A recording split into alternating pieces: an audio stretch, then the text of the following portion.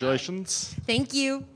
Was it everything you envisioned and more, the game plan, all that kind of stuff? Do you feel you executed well in this performance? Yeah, it went really fast. And I haven't had a chance. I did a lot of talking afterwards, so I didn't have a chance to do any replays. To be honest with you, I prepared and kind of expected and spent a lot of time visualizing 25 hard minutes, just because Juliana is a tough son of a gun, and she's a fighter through and through, and I wasn't sure. I know she's durable, so I wasn't sure what was going to happen. There were even moments in the first round where I wanted to kind of unleash, but just felt like, all right, 25 minutes is 25 minutes. Let's be smart here. And then in the second round, I heard the clapper. I was in a strong position with the Kimura grip, and this is a move that Coach Mako and I and Coach Mike and I drill quite a bit. Like I feel pretty strong there. We go from Kimura to north-south to crucifix and like just over and over and over again. And so I heard the clapper and I was like, well, let me just give it a little yank and see what happens. And next thing I know, he's pulling me off saying that she tapped. I didn't even feel a tap. So I was like, oh, wow, I'm UFC champion. Yeah, and you were on the 1 yard line, as you famously said. How does it feel to cross over to the end zone? It feels pretty, it feels amazing. You know, a lot has happened in a very short amount of time just since I got out of the cage. Even while I was in the cage, a lot happened. But, you know, this belt right here, yes, best in the world, but this belt represents so much more than that. The journey to get here and the woman that I've become, from being 6 years old on my Mimi's couch watching the 96 Olympic Games to being here. I've been through some shit, and I feel like my spirit is unbreakable and my faith is unshakable, and who I am as a person is someone that I'm proud of. So yes, this belt is amazing, but the journey to get here is really what matters most to me. So then, first of all, we'll talk about Merab, his great performance. He's starting to look like one of the best bantamweights of all time, if not the best. When you look at a performance like that, what do you think it takes to beat a guy like Merab at this point? Yeah, I agree. We've been talking about that. We don't know. And Sean O'Malley came in 100% healthy, ready, mentally, physically, in every way you could be ready for this fight. And Merab finished. Yeah. Do you think it's just a case of now that Merab can just keep racking up these wins, add to his legacy to just cement the fact that he's the best ever, or would you call him the best bantamweight of all time already? Yeah, listen, he's definitely, he's there. And he will keep racking them up, I'm sure. The Umar rematch is interesting, you know. And it makes your legacy even better when you ran through everybody twice, so we'll see. That could happen before the Corey Sandhagen fight? Or do you think? No, okay. I'm just saying. Yeah. Obviously, Kayla Harrison won, become the new champion, and I think sometimes people criticize women's MMA, but when her and Amanda faced off, it felt like a really big fight. Do you agree with how big that fight is, and do you think it's as big as it used to be when you originally wanted to make it back in the day? I do, because I think, you know, now that she's coming to UFC and she's actually won the belt and fought her way up, and, you know, Amanda, people respect what Amanda did here, so I agree with you. It felt big. It was a badass stand. It was all organic. None of that was fake. We had no intentions of her going up into the octagon. I actually had to tell the guys to let her up. They weren't even letting her in. So, yes. Okay. I want to ask you about something else outside of tonight. It's a conversation we've had many times now, the Tom Aspinall-John Jones fight. It's a bit different now, right? Because John's been tweeting a lot about the fact that he's told you his plans, he's ready to vacate the belt, and all the rest of it. He said he's ready to vacate the belt? He said he doesn't care if you strip him, he would vacate it. Fucking crazy. Yeah, I've been busy. I haven't been keeping up with the gossip. He comes back. He's either back today or came back yesterday or whenever he's in Thailand. So he's home. We'll be home tonight. And Tuesday, we'll figure this out.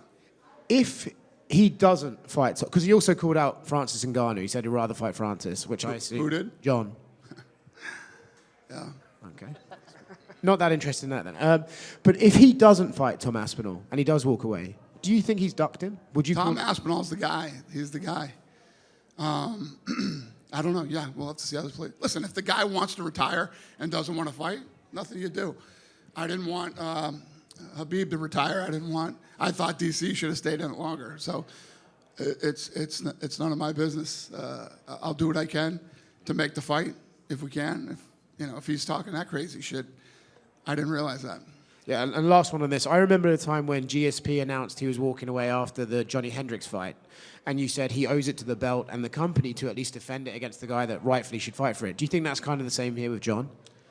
Yeah, but John's been John since he walked in the door here.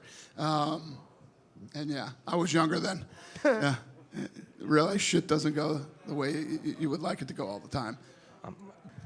Merab, the front right here. First of all, congratulations on another successful defense. I guess, the first fight, you thought you won fairly easily. Sean and a bunch of other people made excuses. It was the hip, it was the lighting, it was all this, and then you went and submitted Sean O'Malley. So I guess, how happy are you with the performance and just overall, how was the fight? I'm really happy. It was today a special day because we was fighting here close to New York, New Jersey. I start professional career here. I start my first steps in United States here. It was so hard, like many years ago. But today I was fighting for the belt. Mr. President Donald Trump was here. Dana White, Hunter Campbell, and all my Georgian people was here. All the immigrants and all my friends from New York, from New Jersey, the teammates. And it doesn't get any better than this. I'm so happy and grateful. Well, you may have finished him with a submission, but even in those first few rounds, you were finding some success on the feet as well. You were landing a lot of power shots in there. So I guess what was the game plan, if there was anything in there? Was it to kind of rush at him and tire him out and submit him, or was it to try to showcase your striking in there too? Yeah, to be honest, I'm just getting better everywhere. I'm not only focused for one thing. And then I was just keep doing my thing in training. During the training camp, the game plans change. Sometimes I'm doing like body shots good. I'm going to punch his body shots. Sometimes I look good in striking. I'm going to keep striking. Sometimes at this camp, I was not thinking to like wrestling much. I was ready for maybe like how he was talking and making excuses. I'm like, okay, maybe this guy really wasn't his night. Maybe he's something special, and maybe he's gonna stop my wrestling takedowns, and then I have to go strike. And I was ready. That's why I was giving him again too much respect this time. Him too, Anyway, first time, like I said, this one I was. Fighting first time for the belt, and I wanted to win this, and I was winning. I know I was winning, and I don't risk it too much. I want to just grab it one time. I just want to win one time, and win, and then I can now I risk it today. Not risk, but I play more open today. You know what I'm saying? I wanted to win the first time, especially against dangerous opponent like Sean O'Malley is, and. Okay, I will tell you. Yeah, so the game plan was to fight. Wherever fight will go, I was ready for everywhere. But let me tell you one fact, guys. In this training camp, my friend Aljamain Stanley helped me so much, and he don't have a fight. He's getting married. He don't really like sparring much, but he was sparring with me 3 times a week, and he was 2 times better than Sean O'Malley. Striking. He wasn't not trying to shoot me, take me down. I don't know, but that proves again that not always best fighter wins. O'Malley got really lucky against Aljo, but I'm grateful for my friend Aljamain Sterling, and I tell him today I have to split my bonus and give him half. Let's go, brother. That will be my wedding gift,